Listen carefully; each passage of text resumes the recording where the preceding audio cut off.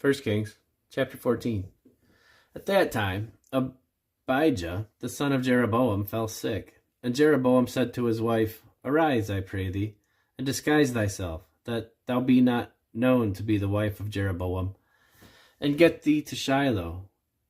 Behold, there is Ahijah the prophet, which told me that I should be king over this people. And take with thee 10 loaves and camels, and a cruse of honey, and go to him. He shall tell thee what shall become of the child. And Jeroboam's wife did so, and arose, and went to Shiloh, and came to the house of Ahijah. But Ahijah could not see, for his eyes were set by reason of his age. And the Lord said unto Ahijah, Behold, the wife of Jeroboam cometh to ask a thing of thee for her son, for he is sick. Thus and thus shalt thou say unto her. For it shall be, when she cometh in, that she shall feign herself to be another woman. And it was so, when Ahijah heard the sound of her feet, as she came in at the door, that he said, Come in, thou wife of Jeroboam. Why feignest thou thyself to be another? For I am sent to thee with heavy tidings.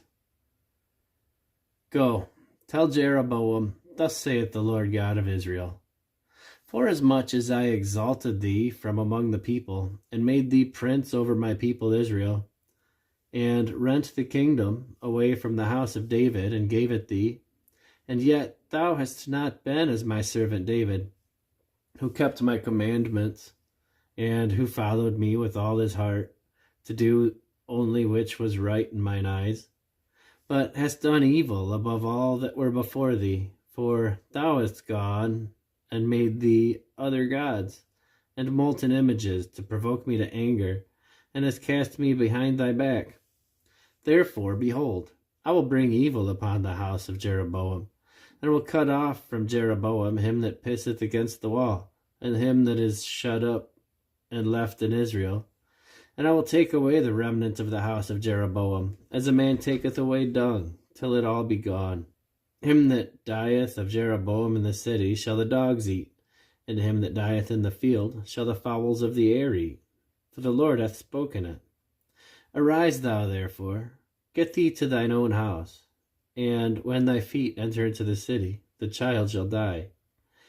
And all Israel shall mourn him, and bury him, for he only of Jeroboam shall come to the grave, because in him there is found any good thing toward the Lord God of Israel in the house of Jeroboam. Moreover, the Lord shall raise him up a king over Israel, who shall cut off the house of Jeroboam that day. But what, even now? For the Lord shall smite Israel, as a reed is shaken in the water, and he shall root up Israel out of this good land, which he gave to their fathers, and shall scatter them beyond the river, because they have made their groves, provoking the Lord to anger. And he shall give Israel up because of the sins of Jeroboam, who did sin, and who made Israel to sin. And Jeroboam's wife arose and departed, and came to Tirzah.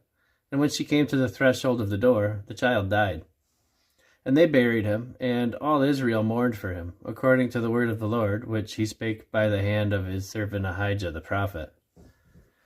And the rest of the acts of Jeroboam, how he warred and how he reigned, behold, they are written in the book of the Chronicles of the kings of Israel. And the days which Jeroboam reigned were 22 years, and he slept with his fathers, and Nadab his son reigned in his stead. And Rehoboam the son of Solomon reigned in Judah. Rehoboam was 41 years old when he began to reign, and he reigned 17 years in Jerusalem, the city which the Lord did choose out of all the tribes of Israel, to put his name there.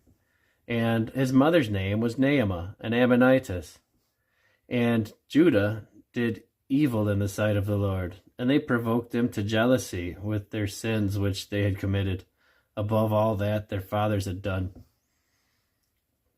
For they also built them high places, and images, and groves on every high hill, and under every green tree.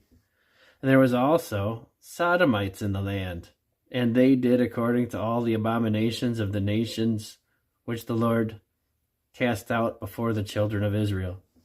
And it came to pass in the 5th year of King Rehoboam that Shishak, king of Egypt, came up against Jerusalem.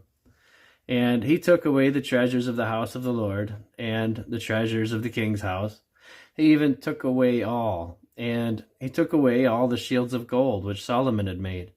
And King Rehoboam made in their stead brazen shields, and committed them unto the hands of the chief of the guard, which kept the door of the king's house. And it was so, when the king went into the house of the Lord, that the guard bare them, and brought them back into the guard chamber. Now the rest of the acts of Rehoboam, and all that he did, are they not written in the book of the Chronicles of the kings of Judah? And there was war between Rehoboam and Jeroboam all their days. And Rehoboam slept with his fathers, and was buried with his fathers in the city of David. And his mother's name was Naamah, an Ammonitess, and Abijam his son reigned in his stead.